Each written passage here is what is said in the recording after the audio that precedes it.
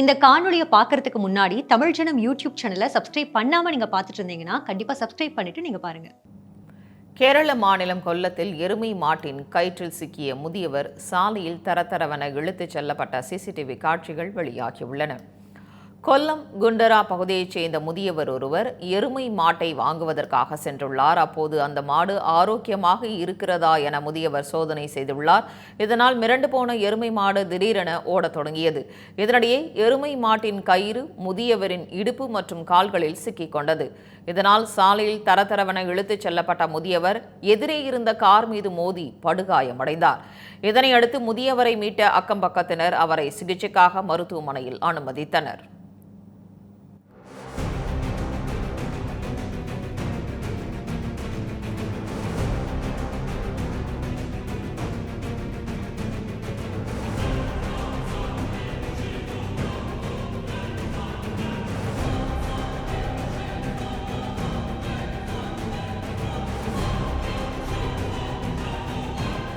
இது மாதிரி பல சுவாரஸ்யமான தகவல்களை பார்க்கணும்னா தமிழ் ஜனம் யூடியூப் சேனலை சப்ஸ்கிரைப் பண்ணுங்க.